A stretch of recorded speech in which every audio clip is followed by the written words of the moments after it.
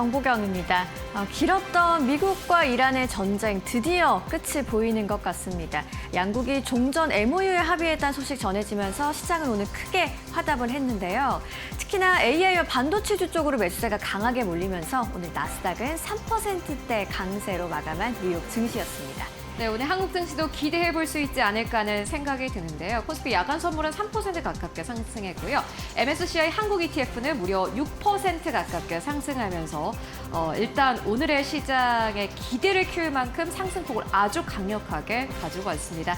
유가가 하락하다 보니 물가에 대한 기대감도 좀 높아졌고 이렇게 되면 AI 기업들이 더 투자를 하는 것이 아닌가 하는 기대감까지 나오고 있는 상황인데요. 관련된 시장 상황 오늘도 마켓 시그널에서 자세하게 살펴보도록 하겠습니다. 네, 시장의 이슈들과 우리에게 보내는 시그널 지금부터 바로 만나보시죠. 저와 함께 뉴욕 증시 3대 지수의 마감 상황부터 확인해 보도록 하겠습니다. 오늘 종전 합의에 대한 소식에 시장은 일제히 상승을 했습니다. 다우지수가 0.91% 오르면서 사상 최고치를 다시 한번 경신했고요. 나스닥 상당히 강하게 올라줬습니다. 미 증시의 핵심은 역시나 AI와 반도체였다라는 걸 확인한 오늘이었고요. 3% 넘는 강세로 마감한 나스닥, S&P 500도 1.65% 오르면서 3대 지수 일제히 상승 마감했습니다. 오늘 종전 합의에 대한 소식이 들려오면서 국제유가는 급락했는데요. WTI가 4% 넘게 빠졌습니다. 장중에는 배럴당 80달러 선 밑으로까지 내려갔던 WTI고요. 오늘 AI와 반도체가 강하다 보니 나스닥도 강했다라고 말씀드렸죠. 필라델피아 반도체 지수는 5% 넘게 급등하는 하루였습니다. 오늘 시장을 이렇게 움직인 이슈는 어떤 거였을까요? 마켓 무버 이슈로 지금부터 저와 함께 더 자세하게 만나보시죠. 미국과 이란의 종전 합의가 성사됐습니다. 유가가 급락할 수밖에 없었던 이야기였는데 자세하게 한번 들여다보겠습니다. 드디어 미국과 이란이 종전 MOU를 체결했습니다. 6월 19일 스위스에서 공식 서명을 할 예정이라고 알려졌는데요. 호르무즈 해협의 재개방을 추진하고 60일간 추가 협상을 진행한다고 밝힌 양국입니다. 트럼프는 특히나 미국과 이란의 종전 합의가 완료됐다라면서 19일 서명을 하는 날에 호르무즈 해협이 완전히 개방될 것이라고 했습니다. 통행료 없는 자유항행이 가능할 거다라는 이야기를 내놨는데요. 이에 시장은 유가에 대해서 좀 급락하는 반응으로 이어졌습니다. 호르무즈 재개방 기대감이 확산되면서 에너지 공급에 대한 우려감이 완화됐고요. WTI와 브렌트유도 함께 4%대 급락이 나왔습니다. 전쟁 프리미엄을 상당 부분 반납하는 모습이었고요. WTI는 지난 3월 이후 처음으로 장중에 79달러 선까지 내려가기도 했습니다. 이렇게 국제유가가 급락하면서 결국은 인플레이션 우려를 완화시켰고요. 국채금리는 오늘 안정되는 모습을 보였습니다. 위험자산 선호 심리가 확대되면서 증시가 상승할 수 있었던 출발점이 됐습니다. 하지만 아직 남아있는 변수도 있습니다. 이란은 60일 이후 해역 관리권을 주장하면서 통행료를 부과할 가능성에 대해서 시사를 했는데요. 미국은 한편 장기적인 무료 개방을 주장하고 있죠. 양국의 입장에 아직 엇갈리는 핵심 변수가 있다 보니까 지정 확정 리스크가 완전히 해소된 것이라고 보기는 어려운 상황입니다. 하지만 오늘 시장은 미국과 이란의 종전 합의 그 자체를 반겼고요. 그 결과로 나타난 유가의 급락이 오늘 증시 상승의 호재가 됐던 하루였습니다. 한편 오늘 나스닥이 특히 강했던 이유, 자금이 다시 AI와 반도체 쪽으로 몰렸기 때문인데요. 어떤 내용인지 한번 자세하게 살펴보시죠. 중동 리스크가 완화된 이후에 투자자의 시선은 AI와 반도체 쪽으로 이동을 했습니다. 앞서 보신 것처럼 오늘 필라델피아 반도체 지수는 5%대 상승이 나왔고요. 반도체 업종이 나스닥의 강세를 주도했습니다. 앞서 히트맵을 통해서 보신 것처럼 엔비디아와 AMD, 마이크론이 좀 상당히 올라줬던 모습인데요. 좀 간략하게 살펴보도록 하겠습니다. 엔비디아는 회사채 발행 소식에 오늘 대규모 수요가 몰리면서 시총이 5조 달러를 재돌파했습니다. AI 인프라 투자에 대한 기대감은 지속되는 분위기고요. 오늘 AMD도 강세가 두드러졌습니다. AI 메모리 최적화 기술 기업에 대한 인수 기대감이 반영되는 모습이었고요. 마이크론 AI용 메모리 공급 부족에 대한 우려감 계속해서 시장에 있는 상황이죠. 메모리 슈퍼사이클에 대한 기대감으로 강세를 보였습니다. AI가 여전히 미 증시의 핵심 성장 테마라는 걸 확인할 수 있는 부분이었죠. 오늘 시장 이슈를 한마디로 정리해 본다면 중동 리스크가 완화되면서 위험 선호 심리를 되찾았고요. AI와 반도체 업종으로 자금이 집중된 하루였다라고 정리해 볼 수 있겠습니다. 오늘 종목별로도 좀 다양한 이슈들이 있었는데요. 더 자세하게 최효은 앵커와 만나보시죠. 네, 다만 미국 증시 상대 지수 일제히 상승하면서 거래 마감했습니다. 기술주 중심의 나스닥 지수가 큰 폭으로 오르면서 일단 투자 심리는 확실히 개선됐다라는 부분을 확인할 수 있었는데요. 관련된 기업들의 주가 흐름 바로 만나보도록 하겠습니다. 먼저 엔비디아입니다. 3.5%대 상승 나왔습니다. 마이크로소프트도 2.3%대, 애플도 1.8%대, 브로드컴 3%대, AMD 7% 가깝게 상승했고요. 거의 이 부분이 거의 초록색입니다. 인텔도 2.6%, 그리고 텍사스 인스트루먼트도 4%대, 퀄컴 4%, 온세미컨덕터 7.8%, 오라클 4.6%, 팔란티어 5%대 상승 나왔고요. 하드웨어 쪽도 굉장히 강했습니다. 샌디스크 여전히 신고가 부근을 계속해서 맴돌고 있는 상황인데 다시 한번 간밤에 신고가를 경신하는 흐름 보여줬습니다. 6%대 상승 나왔고요. 델도 마찬가지로 3%대 상승 나오면서 거래 마감한 모습 특징이라고 할 수 있겠습니다. 엔비디아는 자금 조달 소식이 있었습니다. 블룸버그발 통신에 먼저 보도가 있었고 일단 다만 이렇게 자금 조달 소식에도 불구하고 주가는 상승 탄력을 보였습니다. 특징이라고 할 수 있겠고요. 그 이외에도 사실은 마이크론 테크놀로지 같은 경우에는 TD코엔 측에서 목표가를 2배 이상 상향 조정했습니다. 메모리 사이클에 대한 기대감 때문이었는데요. 투자 의견도 중립에서 매수까지 상향 조정하기도 했습니다. 그리고 마블 테크놀로지도 역시나 마찬가지로 S&P 500의 편입을 앞두고 기대감 높아지고 있는 상황이고요. 주가가 다시 한번 상승 탄력을 보이면서 거래 마감했습니다. 반도체 기업들은 여러 현재 실적 발표를 앞두고 있는 상황 속에서 일단 기대감은 커지고 있는 모습이고요. 온세미컨덕터도 역시나 마찬가지로 시티그룹 측에서 데이터 센터발의 매출이 확대될 것으로 기대된다라는 투자 의견을 함께 제시하기도 했습니다.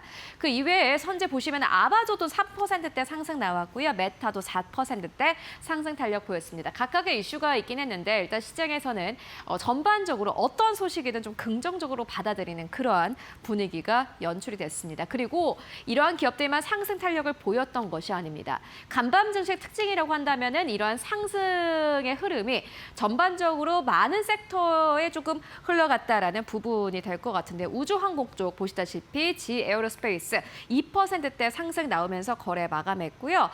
그리고 버크셔 해서웨이 같은 기업들도 역시나 마찬가지로 1%대 상승 나오면서 거래 마감한 모습 특징이라고 할 수 있겠습니다. 그렇다면 간밤 증시에서 어떤 기업들이 특징적으로 움직였을까요? 오늘 세 가지 특징주 함께 만나보도록 하겠습니다. 먼저 첫 번째 기업은 엔비디아입니다. 엔비디아가 간밤에 3.5%대 상승 나왔는데 5년 만에 회사채를 발행한다라는 소식이 있었습니다. 200억 달러를 조달하는 게 목표라고 하는데요. 일단 겉으로 봤을 땐 이렇습니다. 유상증자를 하는 게 아니라 회사채를 발행하기 때문에 주가는 올랐다. 이렇게 지금 시장에서는 해석을 하고 있습니다. 그런데 더 중요한 게 있습니다. 바로 현금 흐름인데요. 엔비디아는 칩을 많이 팔아서 현금을 이미 굉장히 많이 지고 있습니다. 그런데 이렇게 현금이 이미 많은 상태임에도 불구하고 엔비디아는 왜 굳이 회사채를 발행해서 돈을 빌리는 걸까요? 돈이 없어서일까요? 전혀 아닙니다. 엔비디아는 이미 돈이 많습니다. 그런데도 불구하고 저금리로 현재 이렇게 기업의 신용 등급이 높을 때 회사채를 발행해서 더 많은 현금을 확보하려고 하는 겁니다. 일단 시장에서는 엔비디아가 저리로 이렇게 현금을 확보하는 것에 대해서 먼저 환호를 했고요. 그리고 두 번째는 이겁니다. 엔비디아가 이렇게 많은 현금을 쥐게 된다면 앞으로 무엇을 할까요? 아마 더 투자를 하겠죠.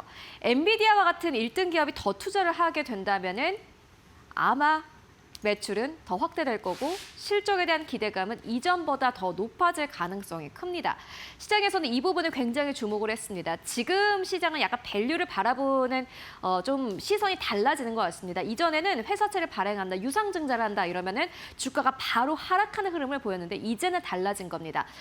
AI 쪽에서 뭔가 더 투자를 하려고 하나 이미 현금을 많이 쥐고 있는 기업이 이렇게 더 많은 현금을 쥐려고 한다는 건 분명히 어떠한 시그널이다.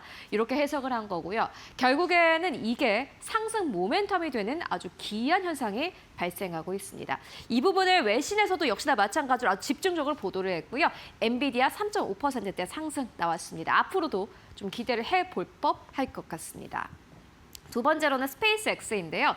스페이스X가 지난주 금요일에 상장한 이후 2거래일 동안 상승 탄력을 보였습니다. 19.6%대 상승 나왔는데 일론 머스크는 2030년까지 1조 달러 매출을 기록하는 것이 목표다라고 발표를 했습니다. 일론 머스크의 발언 때문에 사실 주가가 올랐다라기보다는 그만큼 많은 투자자들이 스페이스X를 투자했기 때문인데요. 원래 상장 전에는 이러한 좀 고민이 있었습니다. 스페이스X가 밈주식처럼 급등락이 좀 나오는 것이 아니야라는 우려감이 있었지만요. 실제로 상장을 하고 보니 스페이스X가 시장에서 굉장히 진지하게 받아들이고 있습니다. 우주 산업에 대한 기대감이 주가를 통해서 나오고 있고요. 두 자릿수의 급등세 나오면서 거래 마감했습니다. 세 번째 기업은 도어대시인데요. 간밤에 유가가 4% 이상 하락하면서 거래 마감했습니다. 3개월 내 최저치를 기록한 가운데 이제는 시장이 또 바빠졌습니다. 수혜를 볼 수 있는 기업이 그럼 어떤 것들이 있을까 하는 그러한 좀 바쁜 움직임이 있었고요. 도어대시가 보시다시피 상승 탄력을 아주 강력하게 가져왔습니다. 11% 넘게 상승 탄력을 보였는데 2월 이후로 15% 주가가 하락한 상태에서 도어대시 보시다시피 간밤에 긍정적인 흐름이 나왔고요. 뱅크 오브 아메리카도 도어대시에 대해서 유가에 따라서 취약한 기업 중 하나였는데 이제는 좀 기대를 해볼 법하다라는 투자 의견 제시했습니다. 이에 따라 주가가 두 자릿수 이상의 상승률을 기록한 것이 특징이라고 할 수 있겠습니다. 네, 그렇다면 간밤 증시를 어떻게 좀 정리해 볼 수 있을까요? 저희가 오늘은 두 줄을 가지고 왔습니다. 먼저 첫 번째 이 문장은요. 스페이스 X를 두고 하는 이야기입니다. 스페이스X가 밈주식처럼 움직일 거라고 생각했습니다. 급등락이 아주 강력하게 오고 가는 기업일 거라고 생각을 했는데 이렇게 이야기를 합니다. 예상보다 훨씬 질서 있는 움직임이며 이는 긍정적인 신호다라고 이야기를 합니다. 실제로 그렇습니다. 스페이스X가 급락이나 혹은 엄청난 급등이 없었다는 것에 대해서 오히려 시장은 안도를 하고 있습니다. 만약에 11%, 12% 요 정도의 상승이 아니라 30%, 40% 넘는 상승이 나왔다면은 아마 시장은 오히려 불안했을 것 같습니다. 이걸 언제 또 투자자들이 차익을 실현할까라는 불안감이 있었을 텐데 그렇지 않았습니다. 질서가 있었습니다. 그렇기 때문에 시장은 안도를 했고요. 이게 첫 번째 안도 포인트였습니다. 그리고 두 번째 안도 포인트는 보시다시피 항공유와 같은 정제유 제품의 가격이 내려가기까지는 다소 시간이 더 걸리겠지만 물가 압력도 비교적 빠르게 완화될 것이다 라는 포인트였습니다. 유가 하락에 대해서 시장에서는 반응을 했습니다. 다만 지금까지 생각해 보면은 유가가 7%, 8% 급등한 날도 주가는 내리지 않았습니다. 그 부분을 봤을 때 유가가 하락하는 것에 대해서 엄청난 안도였다라기보다는 물가가 점진적으로 하락하면서 결국에는 유가 하락과 함께 물가 하락까지 이어질 거고 이번 주에 있을 FOMC까지 뭔가 그래도 큰 고비는 넘어갔다라는 시장의 컨센서스가 형성이 된 겁니다. 시장의 포인트 두 가지, 스페이스X 그리고 물가였습니다. 아마 오늘 우리 시장도 기대해 볼 수 있지 않을까 하는 생각 드는데요. 일단 오늘 한국 시장 기대해 보도록 하겠습니다. 지금까지 현지 시간 화요일 시장 함께 정리해 보고 왔습니다.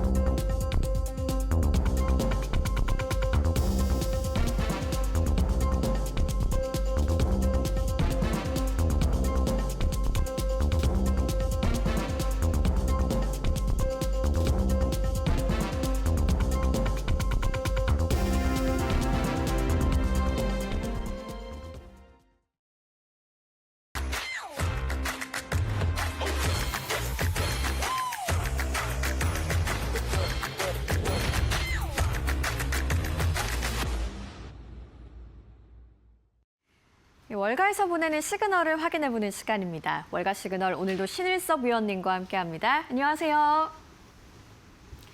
네, 간밤 뉴욕 증시 마감 상황부터 짚어보도록 하겠습니다. 3대 지수가 일제히 종전 합의 소식에 올라줬고요. 특히나 AI와 반도체 쪽으로 매수세 몰리면서 나스닥 강하게 올랐습니다. 위원님께서는 시장 어떻게 좀 보셨어요? 네, 그 유가가 급락하는 지금 계기가 마련됐잖아요. 그렇죠. 종전이 거의 확정이 네. 되면서. 그러니까 이제 유가가 하락을 하면은 인플레이션의 우려가 없기 때문에 금리 상승에 대한 얘기가 쏙 들어가게 됩니다. 그렇기 때문에 미래 가치를 엄청나게 땡겨와서 지금의 가치를 평가해 놓은 AI 네. 주식들에게는 굉장히 유리한 국면이죠. 그래서 그동안 그동안 사실 뭐 억눌리지도 않았습니다. 다 오를 만큼 올랐는데 네네. 이제 그런 부분마저 해결돼 버리니까 더욱더 급등을 하는. 근데 좀 이격이 상당히 부담스럽더라고요. 저는 반도체 장비 회사들 네. 램 리서치 같은 거 보면은 저거는 도대체 어떻게 들어가야 하나 싶을 정도로 너무 강해서 신규 매수자들이 새로 접근하기가 상당히 부담스러운 구간이 아닌가 이런 생각이 듭니다. 네, 뭐 최근 시장이 중동 리스크에도 불구하고 잘 가고 있었는데 그나마 또 상단을 제한했던 이슈가 사라지면서 크게 올랐던 시장이고요. 반도체, 특히나 좀 장비주 쪽으로도 흐름 굉장히 좋았습니다. 자, 그렇다면 월가에서 보내는 시그널은 어떤 게 있는지 키워드로 바로 확인해 보시죠.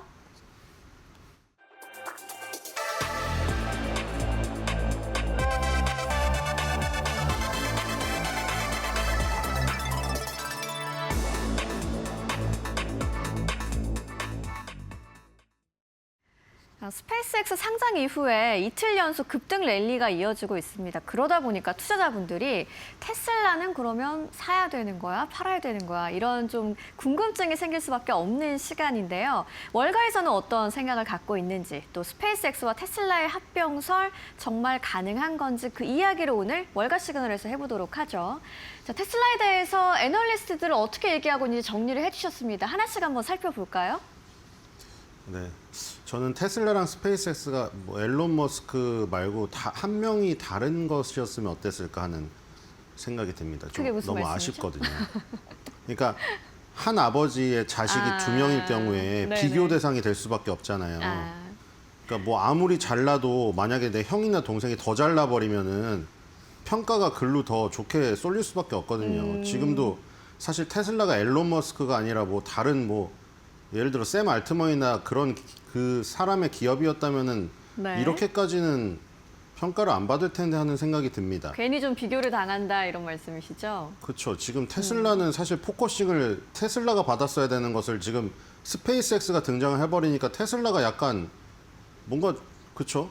네. 포커싱에서 벗어났죠. 지금 서학개미 분들이 가장 사랑하시는 주식 순매수일이 맞습니다. 오랫동안 유지하다가 그것도 깨졌어요. 그 타이틀도 내놨고 지금 테슬라는 상당히 불안합니다. 뭐 네. 물론 그 전에도 테슬라에 대한 의견은 상당히 갈렸었지만 뭐 지금 비관적이신 분은 저건 진짜 저게 그 낙관론을 가지고 계신 분들은 저게 말이 되나 싶을 정도로 지금 목표 주가가 399.15달러였는데 아니, 24.86달러를 제시했거든요.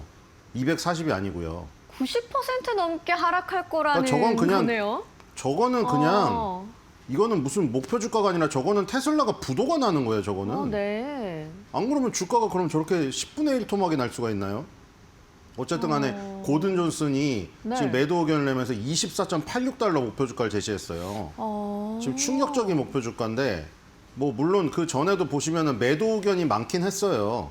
매도 매수 중립 의견이 갈려 있는 테슬라였죠. 근데 테슬라가 워낙에 뭐 앨런 머스크의 회사고 굉장히 각광을 받다 보니까 저런 어떤 비관적인 얘기는 약간 마이너리티 리포트였는데 스페이스X가 상장하다 보니까 네. 저런 좀 안 좋은 의견도 더욱더 부각되고 있어요, 오히려. 네. 지금 인도량이 늘어난 것을 저분은 인도량이 늘어난 게 수요 견인이 아니고 네. 그동안에 과잉 재고가 늘어나 있어서 아. 그 재고를 처분해가지고 인도량이 단기적으로 늘어난 거라 저걸 좋게 볼 게 아니라고 하면서 충격적인 목표 주가를 제시했습니다. 자, 그 목표 주가가 240달러가 아니라 24달러로 정말 90% 넘게 하락할 거다라는 좀 충격적인 의견입니다. 그 2분기 인도량과 관련한 이야기가 이제 여기도 같이 나와 있는 거죠? 네, 뭐 다른 분은 500달러를 제시하기도 했죠. 뭐 이게 네네. 워낙에 갈리기 때문에 자, 네네. 24달러와 500달러 사이에 투자자분들은 이제 본인이 판단을 하셔야죠. 자, 뭐- 2분기 인도량 증가가 수요 개선을 의미하는 게 아니다라고 하기 때문에 이제 과잉 재고 축소에 따른 결과다라는 전망이고, 반면에 이제 목표 주가 500달러로 매수 의견을 제시한 것도 있는 거죠. 낙관적으로 보시는 분의 네. 배경은 다 똑같아요. 저게 지금 이루어진다 이건데 레벨 4 자율주행에 이미 도달했다. 저 뭐 법적인 문제 때문에 그렇지 기술적으로는 이미 올라왔다는 거잖아요. 이제 레벨 4나 5가 되면은 이제 점점 이제 운전자의 뇌가 필요가 없는 진짜 완전 자율주행 상태에 도달됩니다. 자, 그리고 사이버캡과 로보택시 확장, 허가 신청, 뭐 FSD 사업 있는데 결국 이게 웨이모나 이런 기업들과 자꾸 비교를 하는데 테슬라의 어떤 이런 잠재력이 더 뛰어나다. 이분은 이 내용이에요. 그래서 네. 500달러, 600달러 얘기하시는 분들은 다 똑같은 근거를 아. 지금 제시를 하고 있습니다. 네. 저기에 이제 옵티머스 로봇도 있고 뭐 여러 가지 붙는데 그런 것들에 대한 부분으로 지금의 주가를 정당화하고 있는 거고 저 골든 존슨 저분은 저런 거랑은 상관없이 테슬라의 인도량 자체에 주목을 하셨어요. 그러니까 지금 격차가 너무 심하죠. 네. 그러니까 뭐 테슬라를 저도 모르겠습니다. 저는 개인적으로 전기차를 전 멀미가 나기 때문에 싫어해서 뭐 관심이 없습니다만 지금 목표 주가를 제시한 걸 보면은 와, 하나의 그 기업을 보고도 저렇게 엇갈릴 수가 그러게요. 있구나. 테슬라가 유독 심합니다. 그렇네요. 근데 유독 심했는데 아까 그 문제가 여기 덮친 거예요. 아. 테슬라에 집중되어 있으면 그래도 여기 긍정적인 의견에 조금 더 포커싱이 맞춰질 텐데 네. 스페이스 X라는 한 아버지에서 낳은 같은 아들이 또 존재하다 보니까 이 굉장히 안 좋은 의견이 더 부각이 되고 있습니다. 네, 테슬라에 대한 이제 월가의 의견은 정말 상당히 엇갈리고 있는데, 말씀하신 것처럼 이제 스페이스X가 상장을 하면서 이 두 기업의 합병설이 또 올라오고 있습니다. 그 이야기를 또 이어서 한번 살펴보도록 하죠. 합병 가능성 정말 얼마나 될까요? 그래서 이제 테슬라가 살 길은 그 스페이스 X랑 합병을 하는, 왜냐면 이제 그 잘 나가는 형제한테 이제 따라 붙어야지 아버지 어머니의 사랑에서 계속 그 사랑을 받을 수가 있거든요. 안 그러면은 되게 버림받은 자식처럼 돼요. 그래서 스페이스X랑 합병을 해서 뭔가 눈길을 끌어야 되는데, 네. 자, 그래서 스페이스X가 IPO 신고서에서 향후 인수 및 전략적 거래를 위한 자금 조달 계획을 공개했는데, 저게 이제 XAI라는 회사, 네. 저 그록 만든 회사잖아요. 그러니까 저기 엔비디아가 하는 그 그록이 아니라 얘네가 만든 생성형 AI잖아요. 챗GPT 같은 거. 그거를 만든 XAI가 중간에 끼어 있거든요.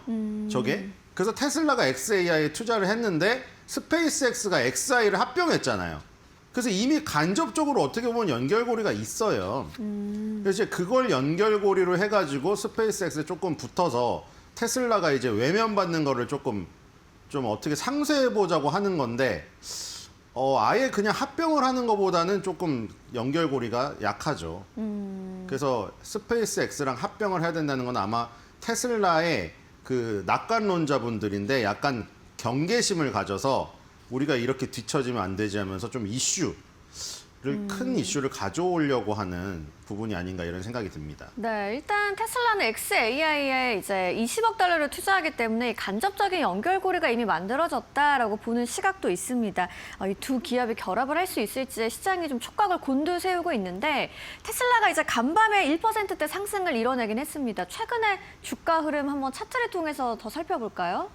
네, 오늘은 월봉으로 길게 가져왔거든요. 아, 어떤 월봉이군요. 흐름인가 보려고. 네. 자, 2020년부터 사실 2022년도에 이미 400달러를 주가를 찍었는데 아직 계속 저 수준이에요. 그러니까 네. 지금 매그니피센트 세븐이 활약했을 때는 이미 다 과거의 영광이고, 최근에 메모리 반도체 주식이나 반도체 장비 회사들 날아가고 있는데 사실 테슬라는 이건 마이너스 수준이죠. 이렇게 되면 제자리 걸음을 했다는 거는 다른 기업들은 위로 막 100% 올라가고 있는데 얘는 그냥 제자리에서 그냥 5년 전 주가를 그대로 지금 유지만 하고 있습니다. 그렇기 때문에 굉장히 빛을 발할 수가 없는 상황이죠, 지금. 그래서 이 부분을 뚫어내지 못하면 500달러를 가기가 좀 힘들죠. 저기 지금 네. 400달러에 계속 뭉쳐 있잖아요. 저기를 빨리 탈출해야 됩니다, 지금.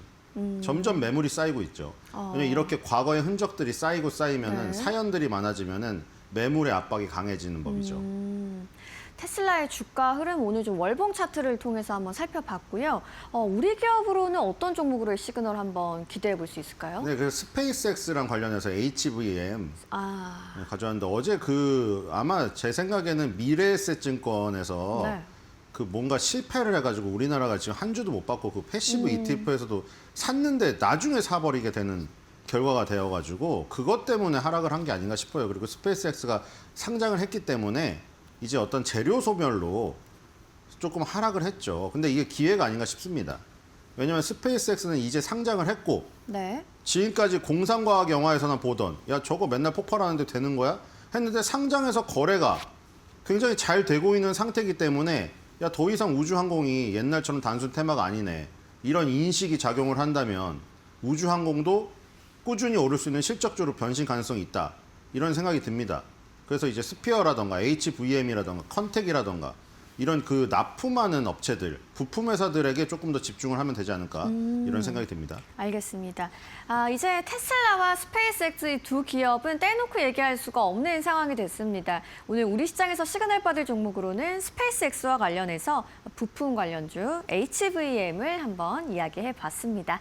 이어서 월가 시그널 두 번째 키워드도 바로 만나보시죠.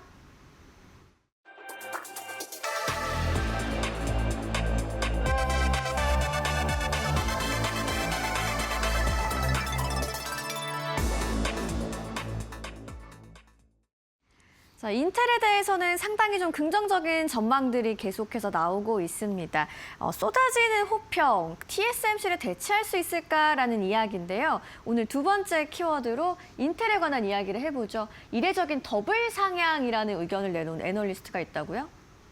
네, 아까 테슬라의 그 24달러 충격적인 목표 주가 제시랑은 완전 반대이거든요. 네. 지금 투자 의견이 언더퍼폼이었으면 시장을 하회한다는 거죠. 거의 매도 의견이나 다름이 없습니다, 실질적으로. 완곡하게 표현한 것뿐이죠.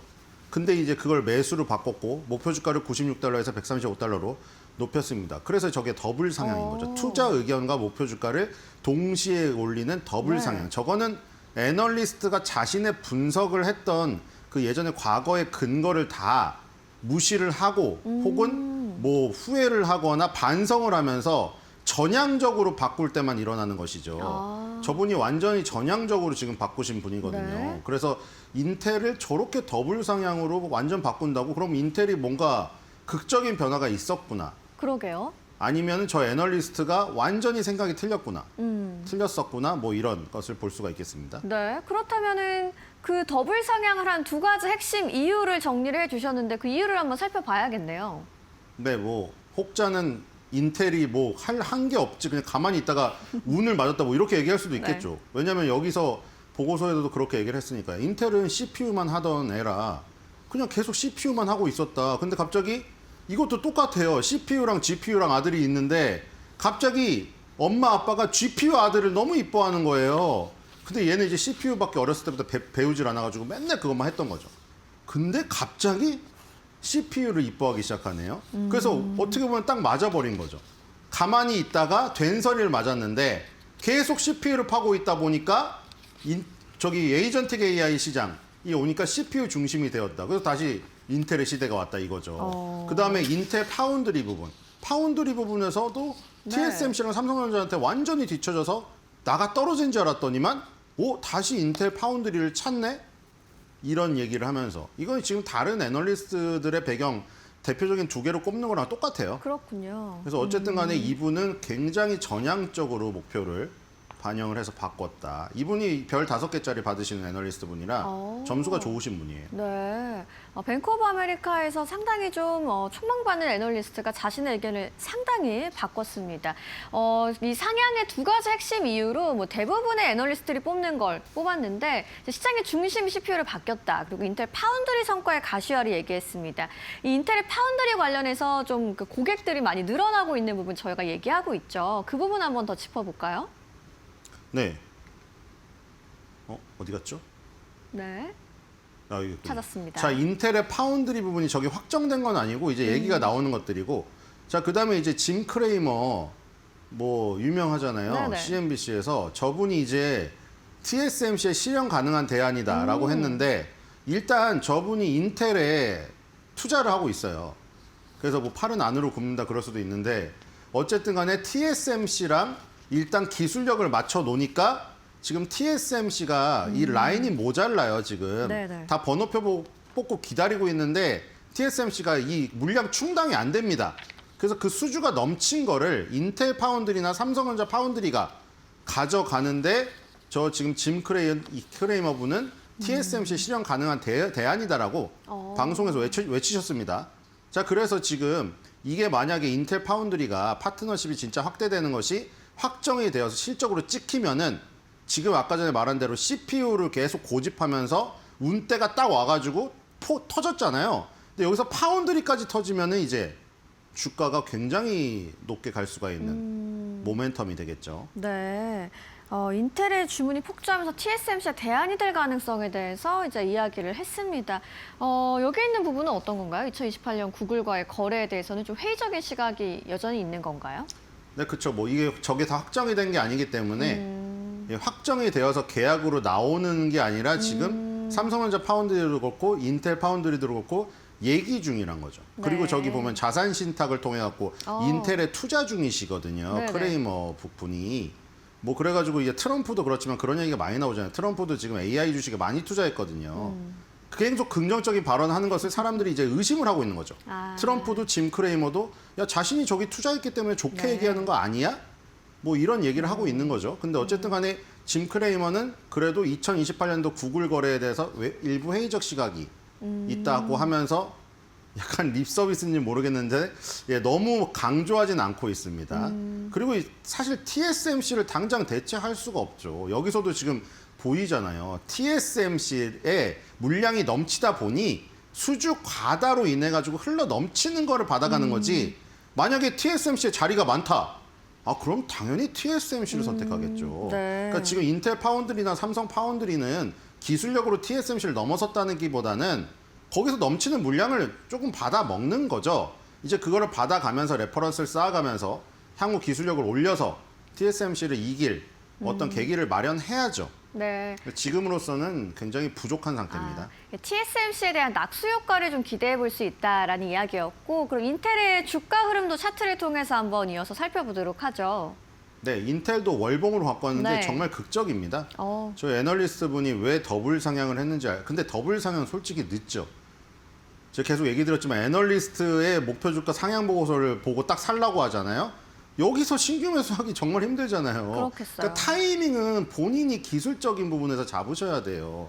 이미 여기서 얼마나 올랐습니까? 자, 월봉으로 보면 아까 테슬라랑은 정반대죠.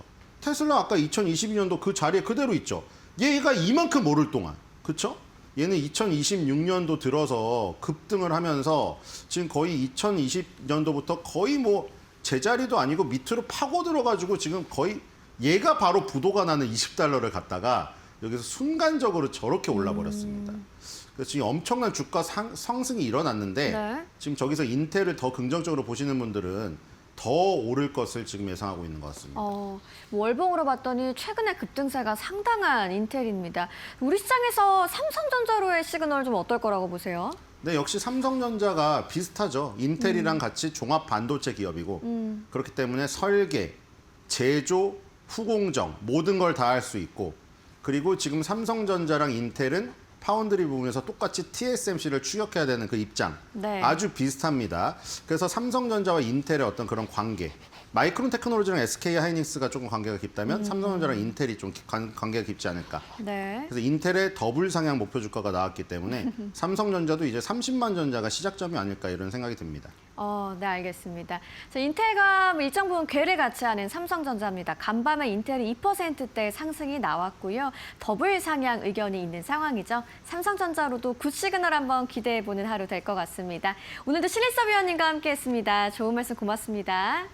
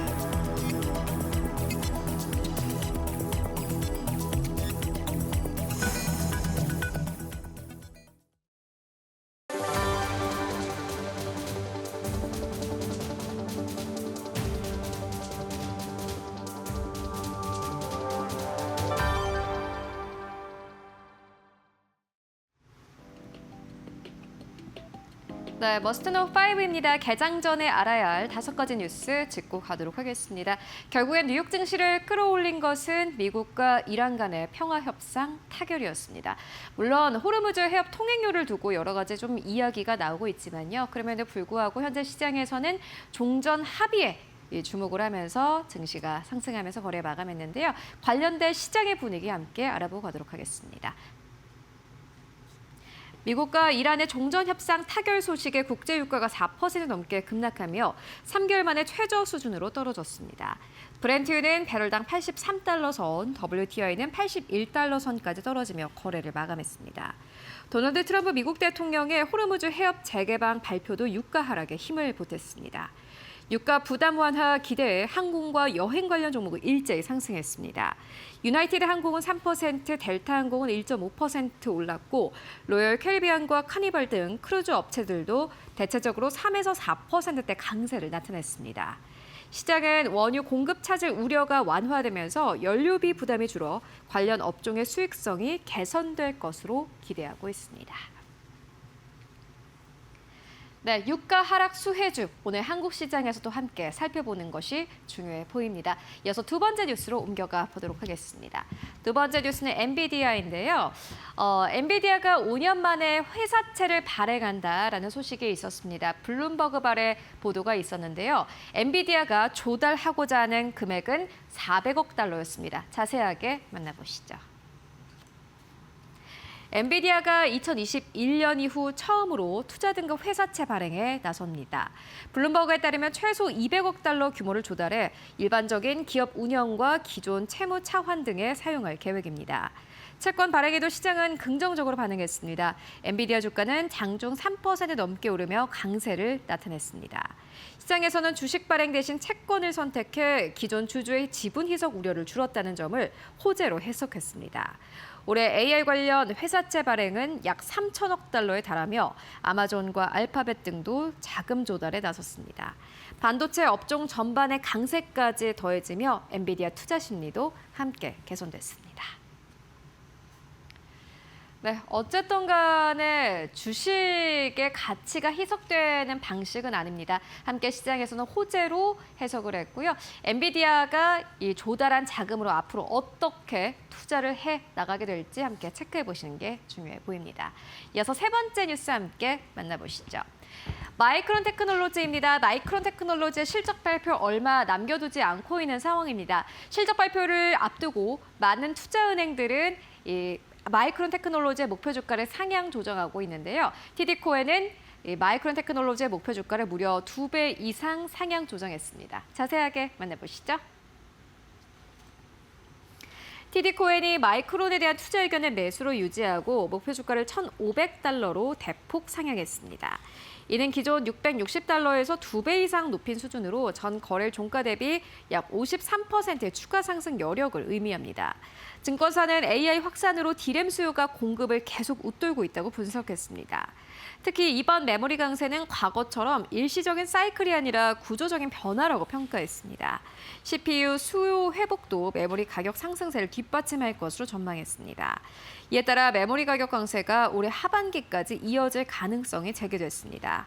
TD코엔은 이러한 환경이 마이크론의 실적과 주가 상승으로 이어질 것으로 내다봤습니다. 네, 마이크론 테크놀로지가 어떠한 실적을 발표할지 실제로 주가가 50% 넘는 상승 여력이 있을지 체크해 보셔야겠습니다. 이어서 네 번째 뉴스로 옮겨가 보시죠. 스페이스X 관련 뉴스입니다. 헤지 펀드의 거물인 댄 라이즈가요. 스페이스X가 앞으로 15거래일 동안 상승할 가능성이 더 크다라면서도 밸류에이션이 결국엔 가장 중요하다라는 투자 의견을 제시했습니다. 자세하게 만나보시죠. 댄 나일스 인베스트먼트 매니지먼트 설립자가 스페이스X의 추가 상승 가능성을 전망했습니다. 그는 러셀과 MSCI, 나스닥 100 등 주요 지수 편입을 앞두고 패시브 자금이 유입되면서 단기적으로 주가가 더 오를 수 있다고 분석했습니다. 다만 그는 밈주식 열풍 당시처럼 밸류에이션이 예상보다 크게 높아질 수는 있지만 결국 정상 수준으로 되돌아온다고 경고했습니다. 즉, 단기 수급보다 장기적으로는 기업 가치와 실적이 주가를 결정한다는 설명입니다. 스페이스X는 오는 26일 러셀 지수에 편입될 예정이며 이후 MSCI와 나스닥 100에도 순차적으로 편입될 계획입니다. 이 시장에서는 지수 편입에 따른 수급 효과와 함께 향후 밸류에이션 부담이 주가의 핵심 변수가 될 것으로 보고 있습니다. 네, 앞으로 패시브 자금이 스페이스X에 들어오면서 스페이스X 주가 상승 여력을 함께 체크해 보셔야 될 것 같고요. 그 이후의 변동성까지 유념하셔야겠습니다. 이어서 마지막 뉴스 함께 만나보시죠. 네, 일단 미국과 이란 간의 종전 합의에 대한 환호로 여러 가지 자산들이 오르고 있는 와중에 비트코인도 역시나 마찬가지로 상승세를 보였습니다. 6만 7천 달러 선을 회복했는데요. 다만 일각에서는 데드캣 바운스일 수도 있다라는 투자 의견을 제시했습니다. 자세하게 만나보시죠. 비트코인이 미국과 이란의 휴전 합의 기대감에 힘입어 5% 이상 오르면서 6만 7천 달러 선을 회복했습니다. 유가 안정과 금리 부담 완화 기대가 위험자산 선호 심리를 자극한 것으로 풀이됩니다. 하지만 일각에서는 이번 반등이 추세 전환이 아닐 수 있다는 경고도 나왔습니다. 코인뷰로의 닉 퍼크린 분석가는 현재 ETF 자금 유입이 여전히 부진하다고 평가했습니다. 이어 비트코인이 7만 달러를 확실히 돌파하고 7만 4천 달러 지지선을 회복해야 상승세를 신뢰할 수 있다고 밝혔습니다. 그전까지는 이번 움직임이 데드캣 바운스, 즉 일시적인 기술적 반등에 불과하다는 가능성이 있다는 설명입니다. 최근 스트래테지의 일부 비트코인 매각도 시장의 투자 심리를 위축시키는 요인으로 작용하고 있습니다. 네, 비트코인이 정말 일시적인 반등일지 아니면 회복세일지 함께 지켜보시는 게 중요해 보입니다. 지금까지 머스트노우 5 함께 알아보고 왔습니다.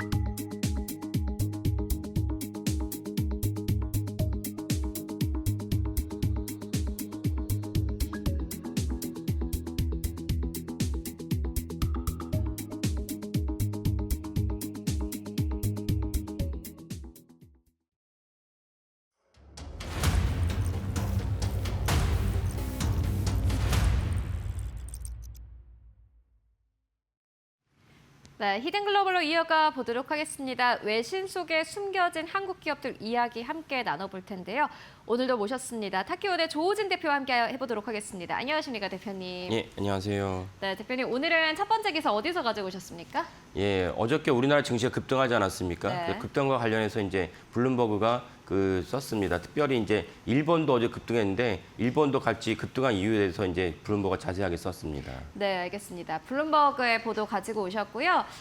일본과 한국 증시가 급등했다. 투자 심리가 개선됐다라는 이 뉴스를 가지고 오셨습니다. 그렇다면은 어떤 내용이었는지 좀 자세하게 살펴볼까요? 예, 우리나라 코스피 지수도 어저께 5% 올랐고 그 일본의 대표적인 지수라 할 수 있는 니케이 225도 역시 5% 올랐습니다. 그러니까 한 종목이 아니고 한일 양국의 또 경제 규모가 적지 않은 두 나라의 지수가 5% 올랐다는 것은 그것은 두 나라의 전체적인 경제 지표를 갖다 좌지우지하는 매크로 이슈가 뭔가 이제 해결이 됐다라고 보시면 될 것 같습니다. 우리가 다 알다시피 어저께 이제 이란 전쟁이 종결된다 이런 이슈가 터지면서 유가가 하락을 하고 유가가 하락하면 인플레이션이 이제 다시 이제 잠잠해질 수 있기 때문에 이런 것들이 전체적인 매크로에서 좋은 어떤 지표를 갖다 활약하면서 일본도 우리나라도 5% 넘게 상승했다 이렇게 이제 분석이 됩니다.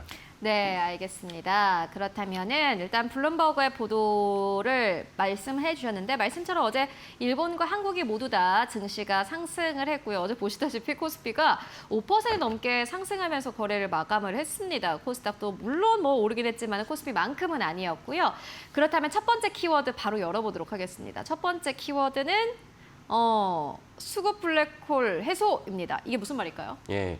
그러니까 이란 전쟁 때문에 이제 한일 양국의 어떤 주가가 올랐지만 동시에 또 다른 어떤 매크로 이슈가 무엇이 있었느냐? 그 스페이스 X가 IPO가 끝나니까. 네. IPO가 끝났기 때문에 미국은 물론 이제 우리나라도 사실은 엄청난 기관 투자자들이 원래 수익을 창출했던 종목에서 매도를 해서 왜냐면 자금이 필요하죠. 그러면 매도를 해서 만든 자금을 갖고 스페이스 X에 이제 뛰어들었다라는 것을 이제 어제 블룸버그가 썼습니다. 물론 이제 우리나라는 참 단 한 주도 스페이스X의 신주에 이번에 못 받았는데 어쨌건 그 스페이스X 상장이 1달러 됐기 때문에 1달러 돼서 상장으로 이렇게 마련했던 자금이 다시 이제 선회해서 우리나라에 들어온다. 이 점도 어저께 코스피가 5% 오르는데 기여했다라고 블룸버그가 썼습니다. 이 점도 사실은 저희가 어저께 말씀드린 대목이고 어제 새벽에 이 시간에 이제 그 두 가지 이슈가 해결됐기 때문에 우리나라 증시가 급등할 것이다라고 이제 말씀을 드렸는데 예측대로 우리나라 증시가 급등을 했고 이때는 어저께 기본적으로 한 주를 시작할 수가 있었습니다. 어제 또 한 주를 시작하는 월요일장이었는데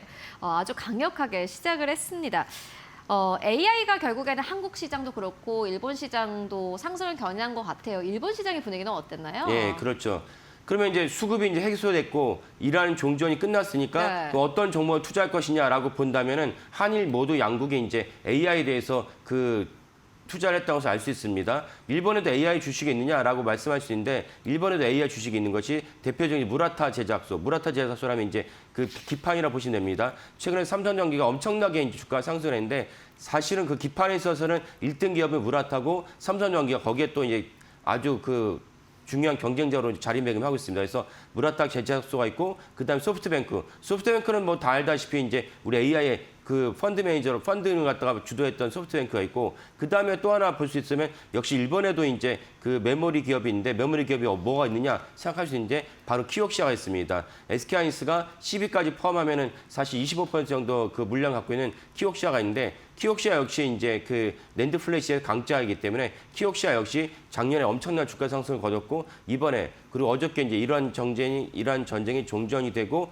그다음에 IPO가 스페이스 X IPO가 해소되면서 키옥시아도 많이 올랐습니다. 그래서 그 일본도 이제 AI가 주도했고 그리고 당연히 우리나라도 사실은 어저께 코스피가 5% 오르는데 큰 기여를 한 종목은 삼성전자가 SK하이닉스인데 특이한 점은 무엇이냐? 삼성전자는 코스피보다 언더퍼폼했습니다. 그러니까 삼성전자가 이제 5%보다 적게 올랐고 SK하이닉스는 5% 더 많이 올랐습니다. 이 점도 좀 주의하시면 좋을 것 같습니다. 네, 알겠습니다. 말씀처럼 뭐 일본도 그렇고 사실 요즘에는 뭐 글로벌 증시 자체가 AI로 오르지 않습니까? 그렇죠. 예, 예. 결국에는 이 증시에 AI 기업들이 얼마나 포진되어 있느냐가 그 국가의 증시 수익률을 결정하는 것 같다라는 생각도 들고요. 예, 예.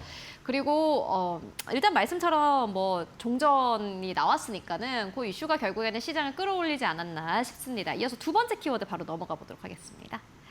두 번째 키워드는 하이닉스 수급입니다.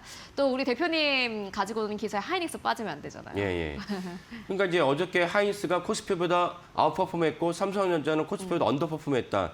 두 종목이 우리나라에서 1, 2등을 차지하니까 사실 두 종목이 올라야지 코스피가 오를 수밖에 없는 그런 구조 아래 있습니다. 근데 어제 특이점 무엇이냐면은 SK하이닉스에 대해서 외국인들이 3거래일 연속으로 순매수를 했다는 것입니다. 그래서 3거래일만 초점을 맞춰서 본다면 순매수한 금액이 매우 높습니다. 그래서 SK하이닉스에서 무려 2조 7천억에 대해서 순매수를 했는데 그건 사실은 외국인들은 SK하이닉스에 대해서 여러 가지 이슈가 터져도 오를 때도 내릴 때도 지속적으로 이제 그 매도를 했습니다. 근데 3거래일 연속으로 SK하이닉스에 대해서 순매수를 했다는 것은 무슨 뜻이냐? 결국은 그간 외국인들이 SK하이닉스에 대해서는 기업 분석이라든지 반도체 경기가 꺾인다든지 이래서 매도를 한 것이 아니고 가장 중요한 이유는 SK하이닉스가 너무 많이 올라서 너무 많이 오르다 보면은 펀드 매니저들이 자기가 SK하이닉스 단일 종목만 편입하지 않고 여러 섹터를 편입해서 1년간 이제 수익률을 창출해야 됩니다. 그러면 이제 안정성을 추구해야 되다 보니까 그러면 이제 SK하이닉스가 너무 많이 오르면 특정 섹터가 너무 많이 오르니까 해당 종목에 대해서 특정 섹터에 대해서 매도를 해서 생긴 자금을 다른 종목에 집어넣어야 되는 이런 식으로 바스켓을 갖다가 구성해야 됩니다. 이런 맥락에서 수익률 갖다가 너무 많이 올랐기 때문에 매도를 했는데 그러면 3거래일 연속으로 SK하이닉스에 대해서 외국인들이 순매수를 무려 몇천억도 아니고 2조 7천억에 순매수했다는 것은 무엇이냐? 여전히 SK하이닉스에 대해서 YTD가 높기 때문에 매도를 해야 되지만 거기에는 그런 어떤 세력과 하지만 여전히 SK하이닉스가 또 한편은 미래 성장이 좋다. 이런 두 세력이 충돌을 했는데 이제는 SK하이닉스의 미래 가치를 더 높게 평가한 그룹들이 사실은 3일 동안 이겼다고 볼 수 있습니다. 그런 맥락에서 2조 7천억이나 순매수를 했고 그러면 경쟁자이고 우리가 또 당연히 이제 그 떠오르는 삼성전자 어떠냐? 삼성전자도 외국인들이 순매수를 했어요. 순매수했는데 순매수한 금액이 불과 630원에 불과합니다. 이 뜻은 무엇이냐? 여전히 삼성전자 대해서는 외국인들이 YTD가 높기 때문에 여전히 순매도를 할 수 있는 이런 경향이 더 크다라고 볼 수가 있겠습니다. 알겠습니다. 블룸버그 발의 보도 가지고 왔습니다. 블룸버그에서는 좀 특이하게 일본 증시와 한국 증시가 모두 올랐다라는 제목의 기사를 냈고요. 종전에 대한 기대감, 그 실제로 타결이 됐죠. 이에 대한 뭐 기대감에 따라서 시장이 올랐고 특히나 AI 기업들이 특히나 강력하게 올라줬다라는 부분의 뉴스 짚고 왔습니다. SK하이닉스 보니까는 뭐 외국인들의 매수가 좀 들어오고 있는 상황이고 사실 지금까지는 좀 외국인들이 팔고 나가서 이제 외국인들이 SK하이닉스 매수 안 하는 거 아니야라는 우려감 나왔지만 실제로 최근 3거래일 동안 SK하이닉스 매수를 했고 어젠 또 외국인 기관의 쌍끌이 매수가 있었습니다. 포트폴리오 약간의 뭐 리밸런싱 같은 게 있긴 했지만은 결국에는 외국인들 수급이 여전히 받쳐준다라는 점을 확인할 수 있었던 어제 시장이기도 했습니다. 앞으로 기대해 보도록 하겠고요.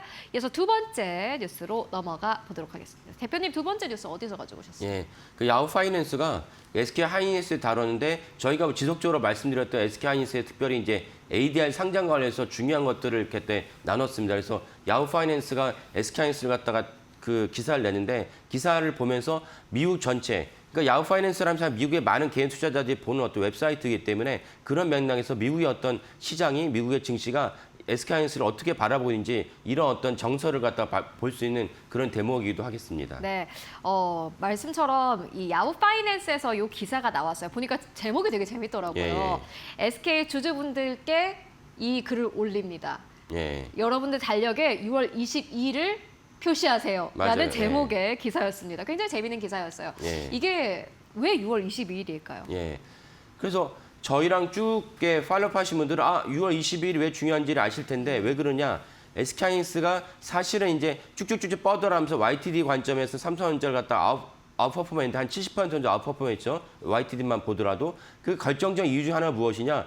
결국 SK하이닉스는 이제 미국에다가 ADR을 갖다 상장했다는 것을 지속적으로 이제 하고 있고 상장에 대한 절차가 순조롭게 이루어지고 있습니다. 그러면 6월 20일이 무엇이냐? 상장을 하니까 상장을 하려면 누가 승인을 해야 됩니까? 미국에 우리나라 치면 금감원에 해당하는 SEC가 이제 승인을 해야 되는데 승인 날짜가 6월 22일이다. 이거는 이제 저희 코너에서 한번 말씀드렸고 어저께 야후파이낸스 동일하게 6월 22일 날 SEC가 상장을 승인할 것 같다라고 적었습니다. 그래서 제목에 SK하이닉스의 주주들은 6월 22일을 캘린더에 적어놔라. 이날을 보면서 만약에 사실은 예측대로 6월 20일 날 SEC가 SK하이닉스의 ADR 상장을 승인한다면 그러면 이제 주가가 또 한 번 분출할 것이다. 그러면 6월 20일이 얼마나 남았습니까? 얼마 안 남았습니다. 벌써 어저께로 6월 달에도 15일이 넘어갔고 다음 주 월요일이면 6월 20일입니다. 그러니까 이런 관점에서 SK하이닉스의 ADR 상장이 이제는 코앞에 왔다라고 보시면 될 것 같습니다. 네, 알겠습니다. 6월 22일 날 증권거래위원회가 SK하이닉스 ADR 주식 예탁증설에 승인할 가능성이 크다라는 보도 만나보고 왔는데요. 바로 첫 번째 키워드 열어보도록 하겠습니다. 첫 번째 키워드는 ADR.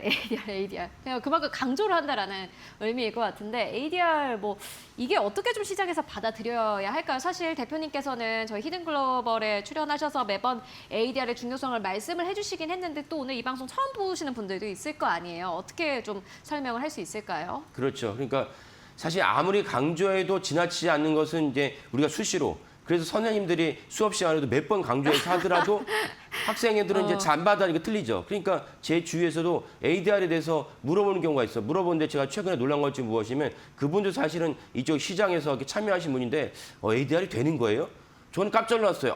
이 정도 되는 분도 아직도 ADR에 대한 인식이, SK하이닉스에 대한 ADR 인식이 아직은 이제 깊지가 않구나. 아직은 널리 퍼지지 않았구나. 그래서 제가 지속적으로 더 강조해도 지나치지 않겠다라는 생각이 들게 했습니다. 그러니까 ADR을 한다면 쉽게 말해서 미국에 있는 개인 투자자들이 우리나라들도 MTS로 휴대폰을 열어서 투자하지 않습니까? 그 미국의 개인 투자자들이 MTS로 투자하는데 예전에는 투자의 종목 중에 SK하이닉스가 없었는데 이제는 ADR에 상장한다는 게 무엇이냐? SK하이닉스가 있다는 것입니다. 그러면 메모리가 중요하고 AI 혁명으로 엔비디아가 중요하고 마이크론이 중요하고 미국의 개인 투자자들 입장에서는 직접 투자할 수 있는 종목은 메모리 반도체로는 마이크론밖에 없거든요. 근데 이제는 SK하이닉스가 8월에 ADR을 갖다가 성공적으로 상장한다면 이제는 MTS에 무슨 종목이 떠 있느냐? SK하이닉스가 떠 있다는 것입니다. 그럼 그전에는 SK하이닉스에 투자하려면 ETF를 투자한다든지 SK하이닉스를 갖고 있는 펀드에 투자한다든지 이렇게 해야 되는데 아무래도 개인 투자자 입장에서는 직접 투자하고 싶은데 이런 욕구를 갖다가 100% 충족시킬 수 없었던 이 시기에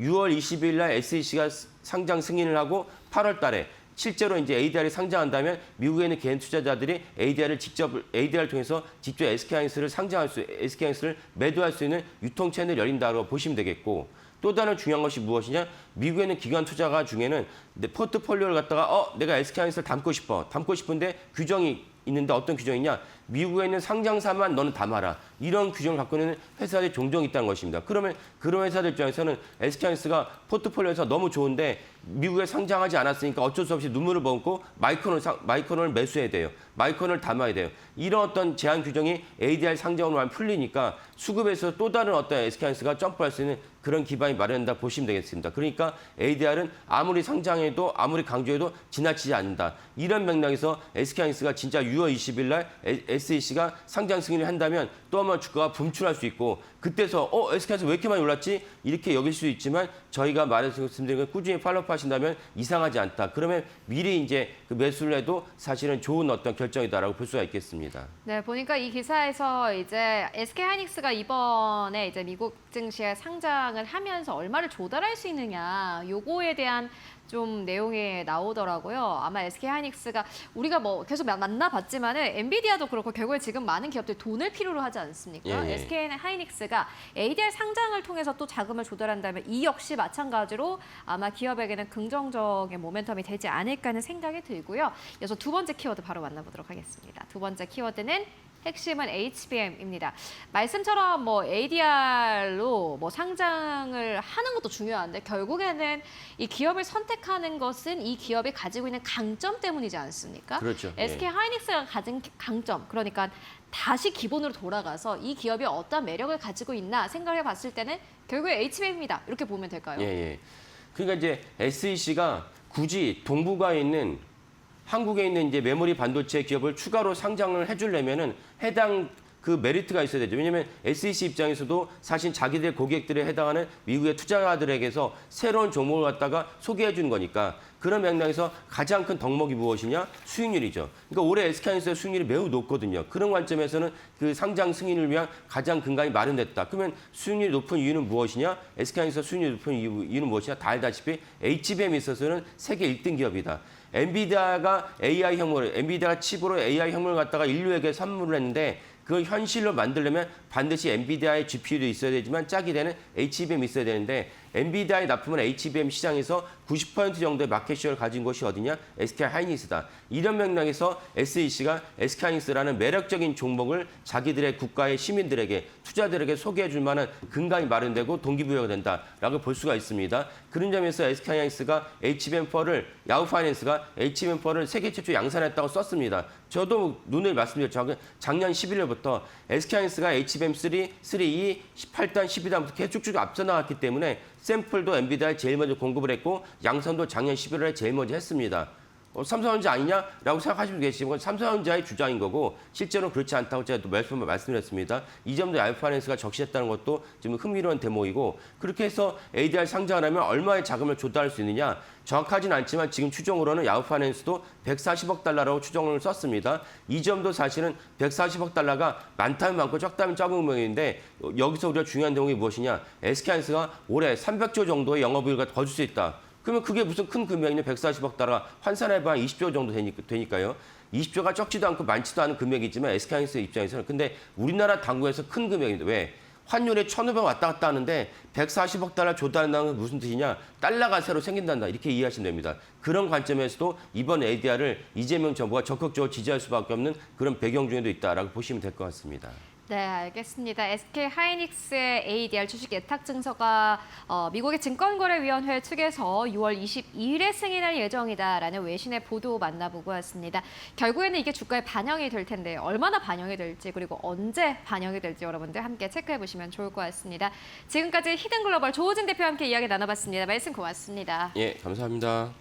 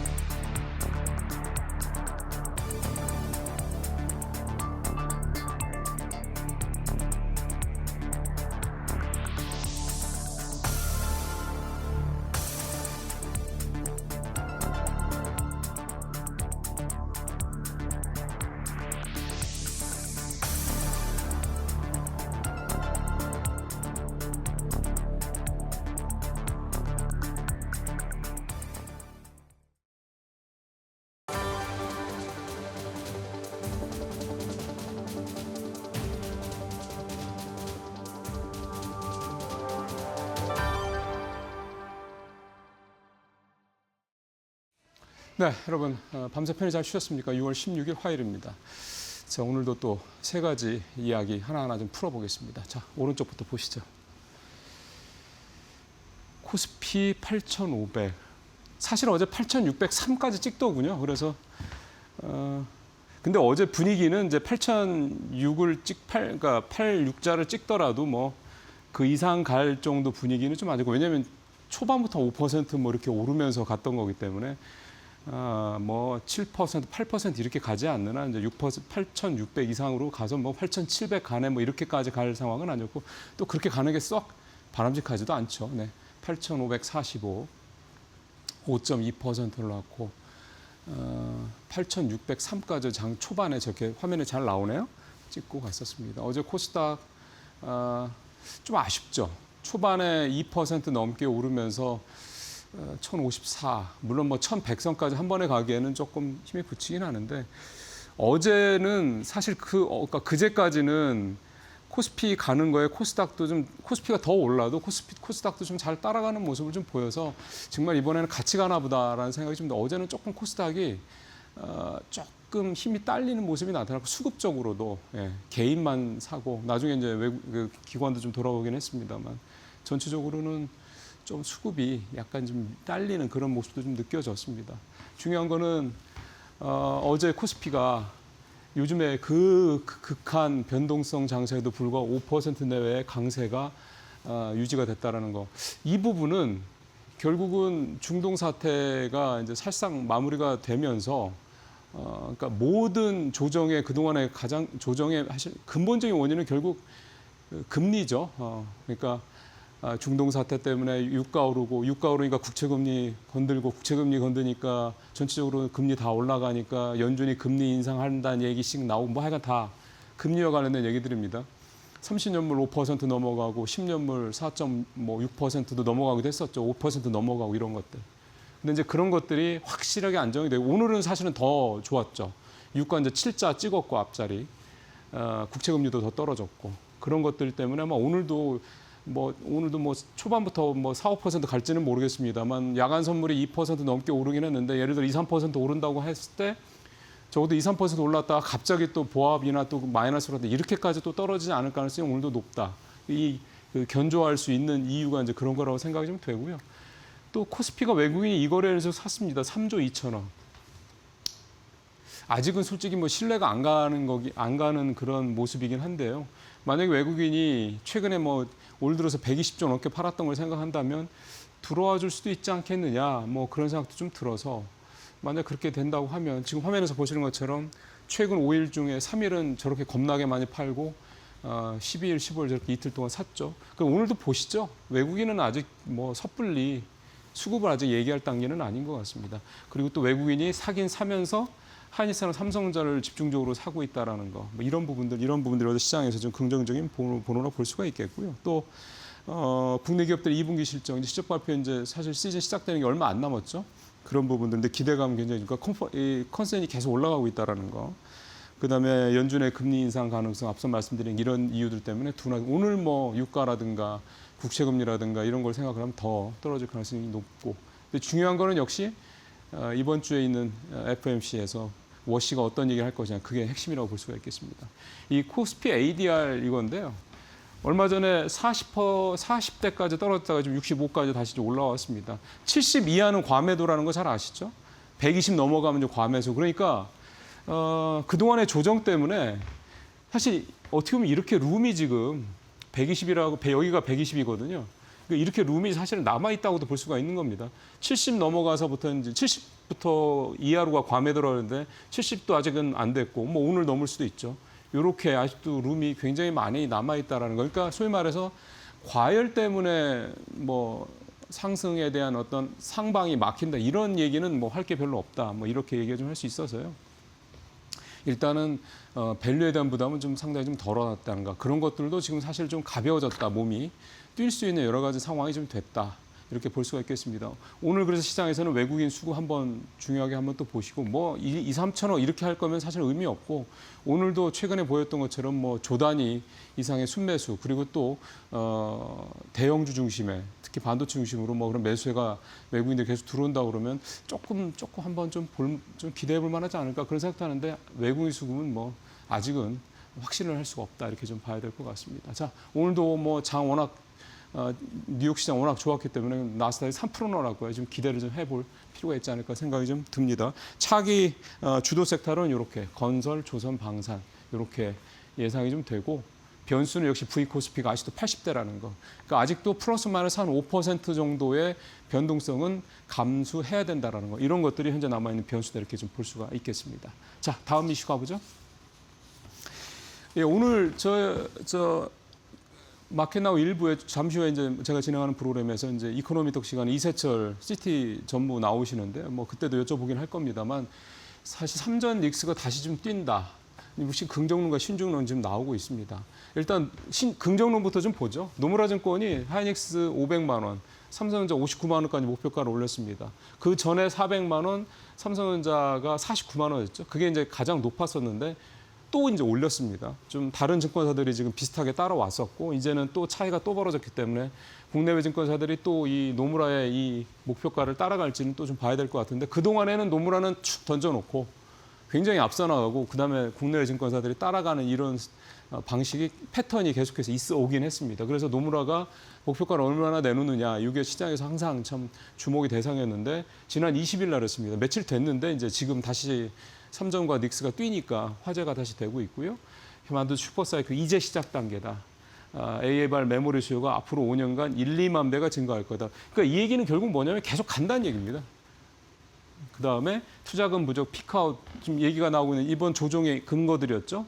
지난 3월 말로 사실상 이 이슈는 종료가 됐다. 이렇게 노무라증권은 자신감을 내놨고 노무라증권의 지금 국내 투자 담당 대표가 예전에 대우증권 시절에 반도체 담당 애널리스트로 그때 베스트 애널리스트로 뭐 한동안 유명세를 썼던 정창원 대표더군요.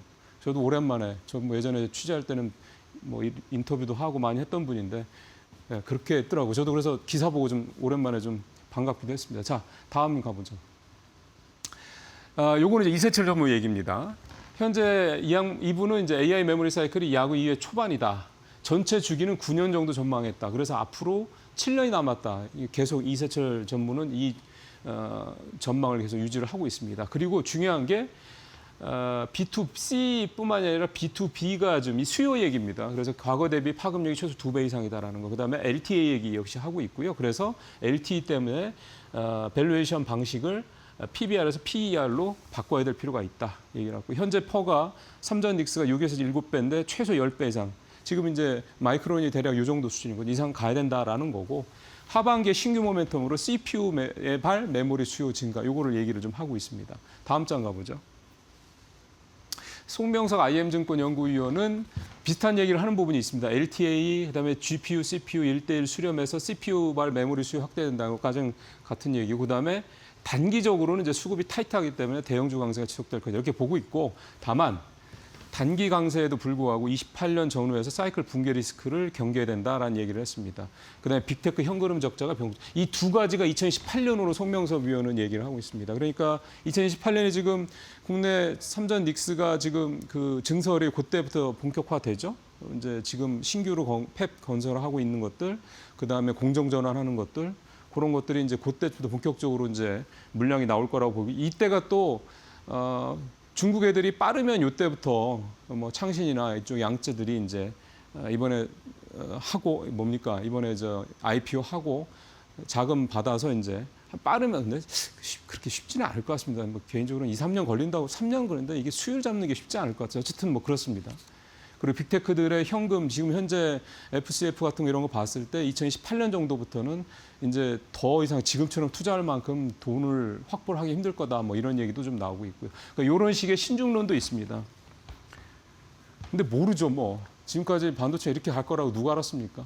그러니까 이런 전망들도 있다는 걸 늘 좀 보시면서, 그래서 꼭 봐야 될 거는 어쨌든 자본 지출 이 증가율 이런 것들은 우리가 누가 얘기하지 않더라도 투자하는 우리들 스스로 이렇게 계속해서 체크를 해 나가야 될 부분이 분명히 필요하다.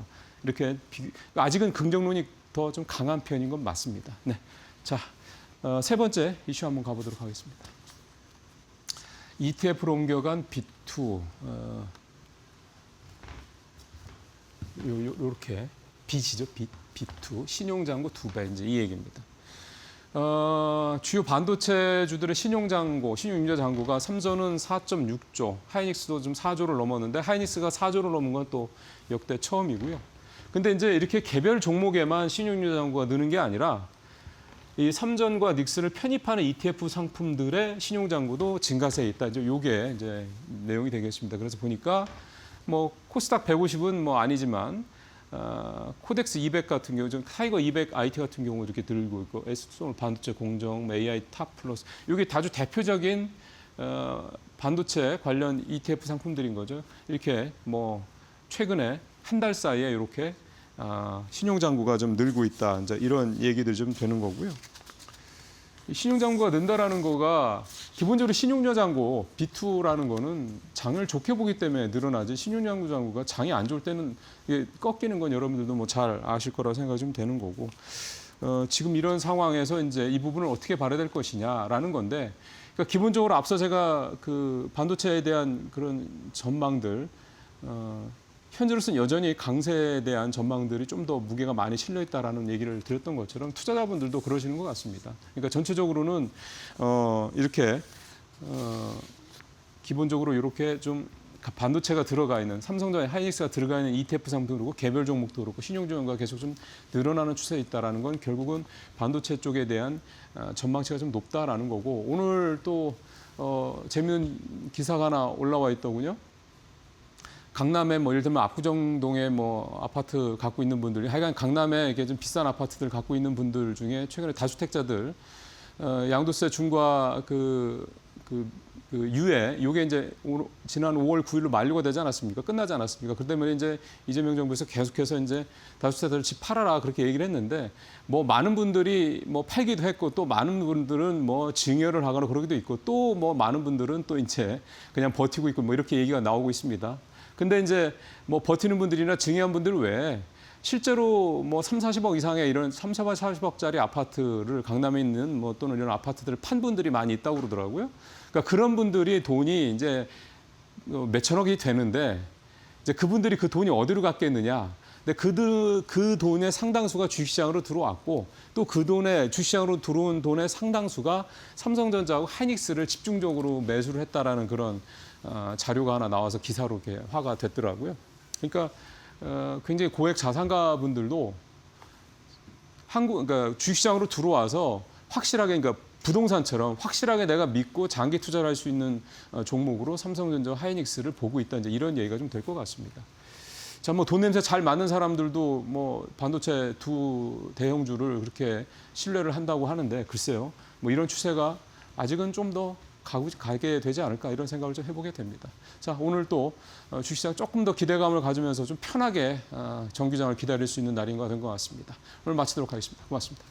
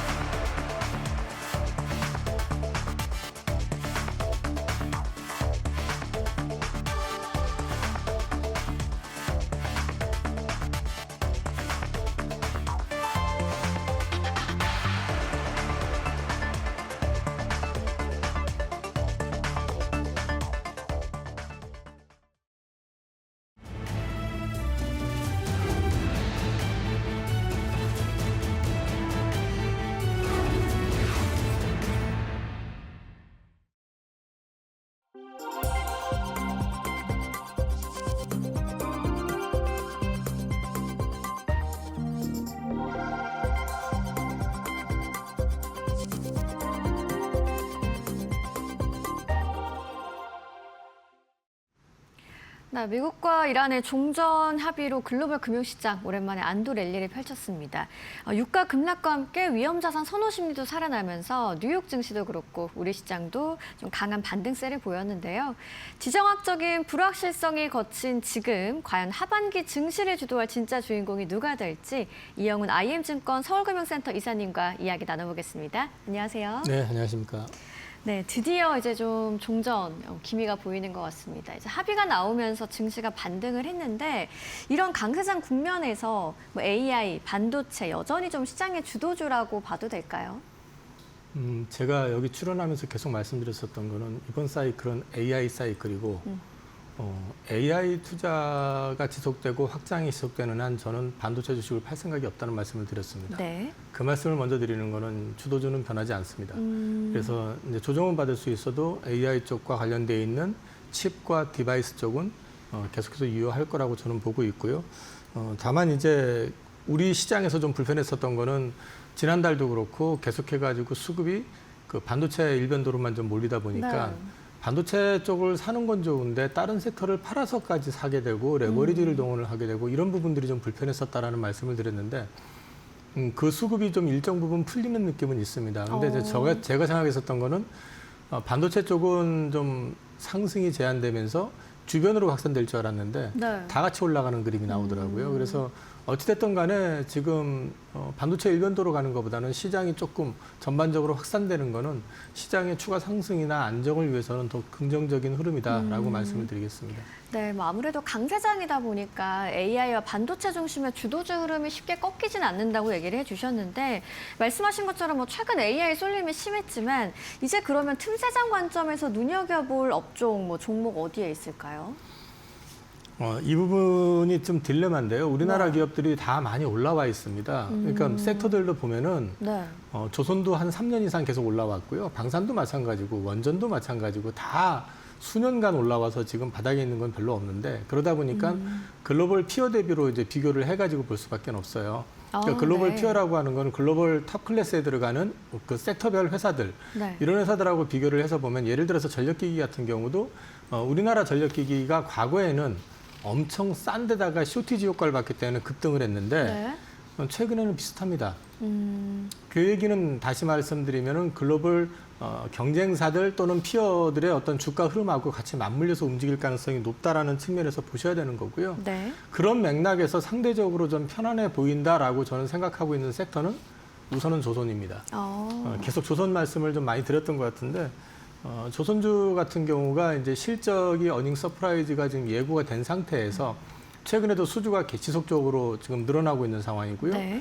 여기에다가 그 미 해군 관련된 내용들은 어쨌든 시간의 문제일 뿐이다라는 이제 말씀을 드리고 아쉬운 건 미국이지 우리가 아니다라는 말씀을 계속 드렸던 거 있고요. 그다음에 한 가지 더 붙인다 그러면 AI 데이터 센터와 관련해 가지고 엔진 납품에 이어 가지고 최근에는 플로팅 데이터 시스템 센터라고 해 가지고 바다에다가 데이터 센터를 짓는 프로젝트 이런 부분들도 지금 네. 검토되고 진행이 지금 되고 있는 상황이기 때문에 그게 구체화되기 시작하면은 새로운 먹거리까지 추가가 된다. 그리고 교체 사이클은 쉽게 끝나지 않을 것 같다. 네. 지금도 2000년대 초반에 그 발주가 그러니까 건조가 돼가지고 돌아다니는 배들의 교체 사이클 얘기를 했는데 교체율이 지금 10%대 초반밖에 되지 않습니다. 그 얘기는 노후된 선박조차도 필요할 만큼 네. 지금 굉장히 많이 돌아가고 있고 또 뒤집어 놓고 말씀을 드리면은 이 도크라고 그러죠. 도크가 부족해요.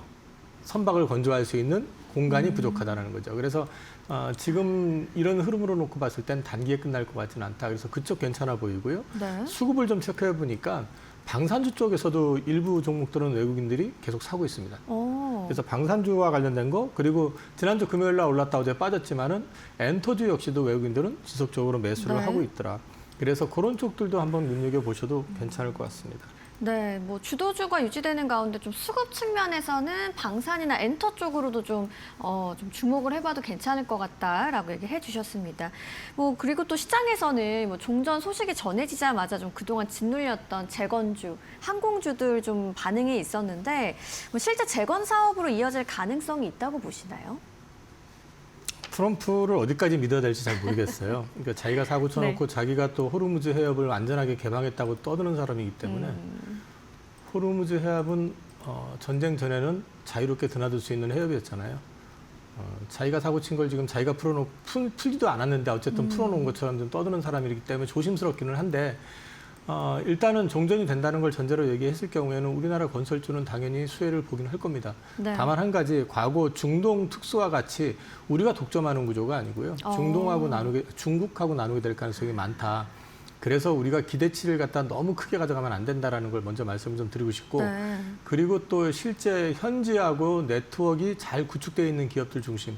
그 대체적으로 보면 사우디는 삼성 쪽하고 관련이 돼 있고 아랍에미리트는 GS.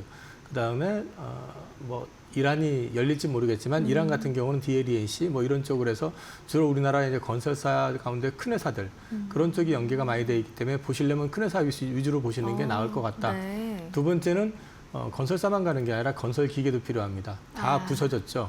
다 또 세워야 되려면은 또 파내고 해야 되는 기계가 필요한 거고 지금 또 방금 말씀드렸지만 호르무즈 해협 다시 언제 또 문제가 생길지 모르기 때문에 지금 그 우회 통로를 지금 계속 만들고 있잖아요. 네. 그거 역시도 건설이나 건설 기계가 필요할 수밖에 없습니다. 그래서 그쪽도 보셔야 되는데 이번 그 재건에 있어 가지고 제가 생각할 때는 또 다른 하나가 있습니다. 네. 그거는 방산입니다. 아, 방산이요? 네, 지금 이제 그 종전이 된다고 해도 서로가 서로 믿지 못하는 이제 그런 상황은 계속될 가능성이 높기 때문에 네.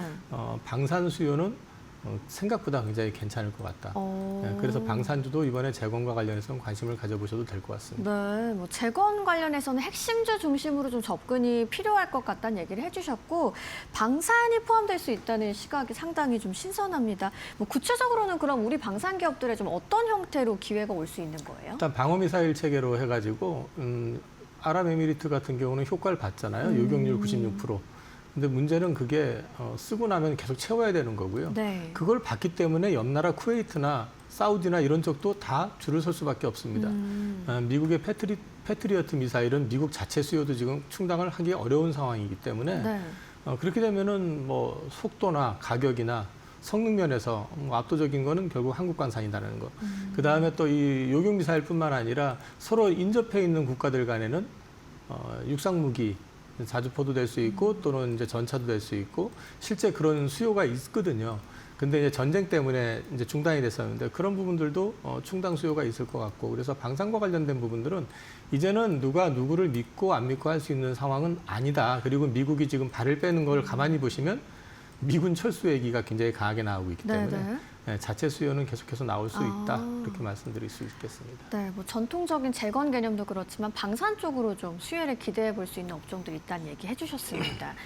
그리고 또 사실 종전 이슈 이전부터 시장을 좀 뜨겁게 달궜던 게 바로 이제 AI 인프라. 뭐 아까 말씀하신 전력기기라든지 뭐 광통신, 소부장 기업들인데 뭐 AI 병목 현상 해소의 핵심 수혜주가 될 수 있을지도 궁금해요. 핵심 수혜주 될 거라고 보는데요. 네. 우리가 이제 구분을 좀 해야 될 건 있습니다. 미국에 있는 광통신 회사들은 찐이라고 말씀을 좀 드릴 수 있는데 네. 우리나라 회사들은 주로 이제 통신 장비 회사들이나 이런 것들이 발을 걸친 정도로만 보셔야 되기 때문에 실질 수혜주가 될지 여부는 시간을 두고 판단을 해야 되고 다분히 테마성으로 움직일 가능성이 높다라는 건 염두에 두셔야 됩니다. 그리고 전력기기라든지 이런 쪽은 지금도 5년 물량을 수주를 하고 있는 상태고 잔고를 가지고 있는 상태에서 추가 수주를 받을 수 있을 정도로 계속해가지고 쇼티지가 나오기 때문에 이쪽과 관련해가지고는 수혜는 지속된다. 근데 이제 주가적인 측면에서 봤을 때는 초기와 달리 우리나라 주식들도 상당히 많이 올라와 있기 때문에 글로벌 피어 밸류들, 그러니까 피어 업체들, 경쟁 업체들하고 비교해 봤을 때 이제 아주 싼 구간은 아니에요. 네. 뒤집어 놓고 말씀드리면 글로벌 시장 내에서의 경쟁 업체들의 주가하고의 동조화 가능성이 굉장히 높다. 그래서 이제 그런 것들을 염두에 두셔서 보시는 게 맞을 것 같고요. 제가 체크해 보니까 전력기기 같은 경우 글로벌 대표 기업들이 PER로 봤을 때 평균적으로 한 35배 뭐 그 내외 나오거든요. 근데 우리나라 기업들도 거의 30배선 육박합니다.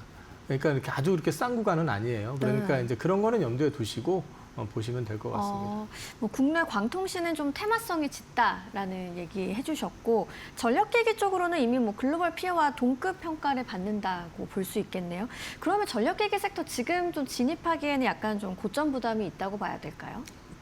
앞서도 말씀을 드렸지만 글로벌 회사들이 올라가면 같이 올라갈 수 있는 거죠. 네. 예를 들어 가지고 반도체 소부장 같은 경우도 굉장히 비싸다고 생각을 했었는데 글로벌 탑5 안에 들어가는 ASML이라든지 그다음에 AMAT이라든지 도쿄 일렉트론이라든지 이런 쪽이 PER이 높은 데는 60배가 넘어갔어요, 지금. 그러다 보니까 우리나라 소부장 쪽에 특히 장비 회사들 같은 경우 지금 PER이 높은 거는 45배, 50배 근처까지 올라왔습니다. 그 얘기는 무슨 동조화 현상이 계속 일어나고 있다는 얘기거든요. 그런 맥락에서 본다고 그러면 그쪽 업황이 나쁘지 않다고 하면은 언제든지 주가는 한 단계 더 오를 수 있잖아요. 그러니까 지금 말씀드리고 싶은 거는 고가 매수 전략보다는 좀 가급적이면 쌀 때 사고 그다음에 이 주식 자체의 흐름 자체가 글로벌 트렌드를 따라갈 수밖에 없기 때문에 그 트렌드에 맞춰가지고 글로벌 경쟁업체 대비해서 싸지는 폭 자체가 15%에서 20% 정도 싸진다 하면은 매수해 놓고 붙으면은 판다든지 오버하면 판다든지 그런 전략을 가져가시는 건 괜찮을 것 같은데 과거와 같이 사놓고 편안하게 가져가시는 거는 이제는 이제 글로벌 경쟁사하고 많이 붙어 있다라는 건 염두에 두시라는 말씀입니다. 알겠습니다. 좀 냉정하게 밸류에이션을 따져봐야 하는 부분이 있는 것 같습니다. 한편 또 이제 우리 시장에서 삼성전자와 SK 하이닉스 좀 강한 반등세 보이고 있는데 2분기 실적을 계기로 뭐 하반기에도 주도주 지위를 이어갈 수 있을지도 많이들 궁금해하실 것 같고요. 어떻게 좀 보세요? 근데 저는 계속 말씀드렸지만 AI 사이클이 지속되는 한 주도주는 안 바뀐다. 그런 맥락에서 이제 계속해가지고 칩하고 AI 디바이스 구체적으로 말씀을 드리면은 자율주행하고 휴머노이드 이쪽은 계속 좋을 거다라고 저는 보고 있습니다. 그래서 이 삼성전자 하이닉스 같은 경우도 좋을 거라고 보는데 2분기 실적은 서프라이즈가 나올 거고요. 1분기 대비해가지고 거래가 고정 거래가 가격이 60% 올랐기 때문에 가격은 당연히 더 많이 매출하고 이익도 늘어날 겁니다.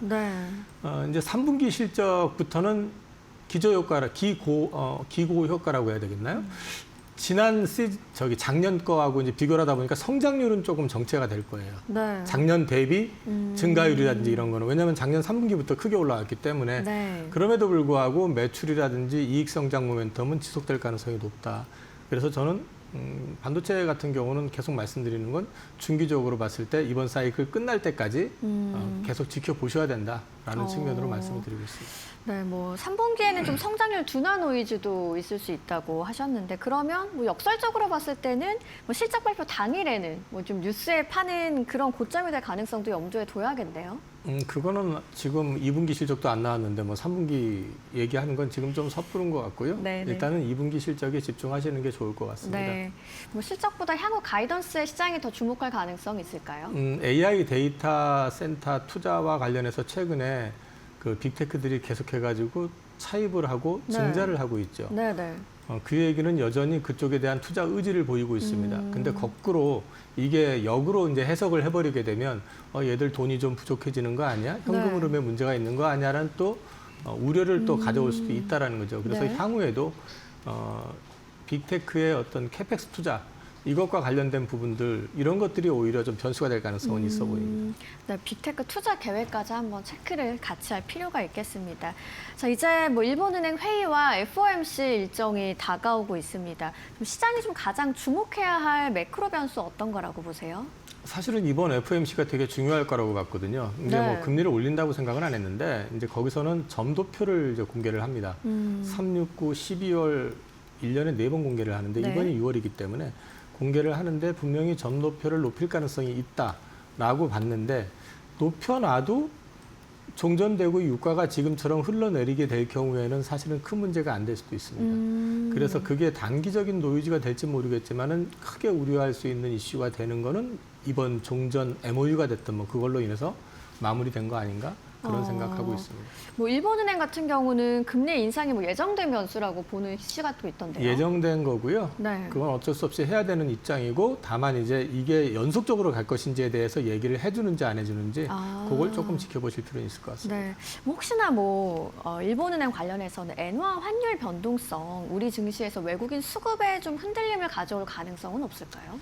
엔캐리 우려들 많이 하시는데 네. 지금 상태에서는 엔캐리가 나올 수 있는 여건은 아니라고 저는 보고 있습니다. 아, 알겠습니다. 그 유가 안정이 이어지면서 금리 부담 좀 많이 완화될 것으로 봐도 되겠죠? 저는 그렇게 보고 있기 때문에 이번 네. FOMC가 굉장히 중요할 줄 알았는데 살짝 그 중요도가 좀 떨어지는 거 아니냐 그렇게 말씀을 드립니다. 네, 알겠습니다. 오늘 말씀을 좀 들어보면 종전 합의로 좀 시장을 짓눌렀던 불확실성은 다소 완화가 됐습니다. 결국 투자자들의 관심 다시 한번 실적과 성장성 쪽으로 돌아가고 있는 것 같은데요. AI 반도체를 중심으로 한 주도주 흐름은 이어질 것 같습니다. 뭐 재건, 방산, 전력, 인프라 등 좀 새로운 기회를 함께 살펴볼 필요가 있겠다라는 점 확인해 볼 수 있었습니다. 지금까지 이영은 IM증권 서울금융센터 이사님과 함께했습니다. 좋은 말씀 고맙습니다. 네, 간밤 뉴욕 증시가 나스닥도 크게 올랐고요. 필라델피아 반도체 지수도 올랐습니다. 오늘 우리 시장 개장을 앞두고 있는데 개장 전에 우리가 확인해봐야 할 애프터마켓은 어떤 시그널이 있을지 잠시 후에 현아영 캐스터와 만나보도록 하겠고요. 네, 지금부터 현아영 캐스터가 준비한 이야기 살펴보시죠. 네, 애프터마켓 시그널 저와 함께 살펴보시죠. 간밤에 미국과 이란 사이의 지정학적 리스크 해소라는 호재 속에서 3대 지수 상승했던 하루였습니다. 미국의 이 심리를 나타내는 공포지수, 빅스지수도 8%대 급락하는 모습 보였는데요. 8개 기술주 어떻게 흘러가고 있는지 함께 살펴보도록 하겠습니다. 정규장에서는 전 종목 모두 상승불 크게 내는 모습이었는데요. 현재 애프터마켓에서는 다소 혼조적인 모습입니다. 엔비디아부터 함께 살펴보시죠. 엔비디아 정규장에서 3%대 상승폭 그려냈습니다. 이 회사채 발행 소식 속에서 상승했는데요. 아마존도 회사채를 발행했지만 엔비디아에 대한 시장의 반응은 달랐습니다. 하지만 애프터마켓에서 소폭 하락하고 있다는 점 체크해 보실 수 있겠고요. 아마존은 오늘 오랜만에 상승해냈습니다. 정규장에서 3%대 상승폭 그려내는 모습이었습니다. 마이크로소프트와 메타 모두 정규장에서 큰 폭의 상승 그려냈지만 메타는 정규장에서는 4%대 상승, 애프터마켓에서 0.25% 소폭 빠지고 있다는 점 체크해 보실 수 있겠습니다. 메타가 페이스북과 인스타그램의 AI 이 2를 글로벌 전역에 출시했다라는 소식 전해지면서 상승폭 크게 그려냈고요. 현재 592달러 선에 거래가 되고 있습니다. 애플도 정규장에서 1%대 상승폭 그려냈고요. 스페이스 X 성공적인 상장 이후에 이 상승폭 계속해서 그려내고 있습니다. 간밤에도 19% 상승 다시 한번 그려내는 모습이었는데요. 일론 머스크가 향후에 매출을 크게 늘릴 수 있을 것이다라고 긍정적인 전망을 제시한 점도 상승폭의 원인이 됐습니다. 현재 애프터 마켓에서도 2%대 상승하면서 197달러 선까지 200달러 선을 돌파를 눈앞에 두고 있다는 점 확인해 보실 수 있겠고요. 알파벳도 정규장에서도 애프터 마켓에서도 상승폭 그려내는 모습이었습니다. 880억 달러 이상의 스페이스 X 지분을 보유하고 있다라는 점에 시장은 주목했습니다. 현재 애프터마켓에서는 0.13% 상승하면서 369달러 선에 지나가고 있고요. 마이크론은 정규장에서 10%대 큰 폭으로 상승했습니다. 그러면서 1000달러 선을 넘겨내는 움직임 보여줬는데요. TD코인이 마이크론에 대해서 목표 주가 상향 소식을 또 냈습니다. 그러면서 마이크론 다시 한번 쏘아올리는 움직임 보여줬는데요. 애프터마켓에서는 0.47% 소폭 하락하고 있다는 점 확인해 보실 수 있겠습니다. 현재 1082달러 선에 거래가 되고 있습니다. 이어서 다음 시그널도 함께 살펴보시죠. 네, 다음 시그널 살펴보시면요. 현재 유가 흐름이 안정세를 찾아가고 있습니다. 미국과 이란 사이의 협상 전자서명까지 완료가 됐다라고 소식이 전해지고 있는데요. 시장은 이 점에 주목을 하고 있지만 사실 양국의 호르무즈 해협 관련 이야기는 엇갈리고 있습니다. 미국은 이란이 호르무즈 해협을 전면 무료 개방하기로 했다. 이 부분이 합의됐다라고 이야기를 하고 있지만 이란 측에서는 이 해협 관련 서비스 요금을 부과할 것이다라고 입장을 밝혔습니다. 이처럼 양국의 입장은 현재 엇갈린 흐름을 보이고 있지만 시장에서는 안정세를 찾아가는 모습인데요. 이번 주 금요일 19일에 이 스위스에서 양국의 MOU 체결을 앞두고 있기 때문에 안정세를 찾아가는 모습입니다. 현재 0.21% 하락하면서 80달러 선까지 내려온 유가 흐름입니다. 금 가격은 현재 변동성을 보이고 있습니다. 0.05% 소폭 하락하면서 4,307달러 선에 거래가 되고 있습니다. 이어서 다음 시그널도 함께 살펴보시죠. 네, 국내 주요 지표들 오늘 굉장히 긍정적인 모습 보여줬습니다. 코스피 200 야간 선물 시장 2.95% 상승하는 모습이었는데요. 1,400포인트 선을 넘겨내는 흐름 보여줬습니다. EWR 한국 ETF는 7%대 큰 폭으로 쏘아 올려주면서 200달러 선을 넘겨냈습니다. 필라델피아 반도체 지수도 오늘 5%대 상승했네요. 15,000포인트 선을 넘겨내는 반도체 필라델피아 지수였습니다.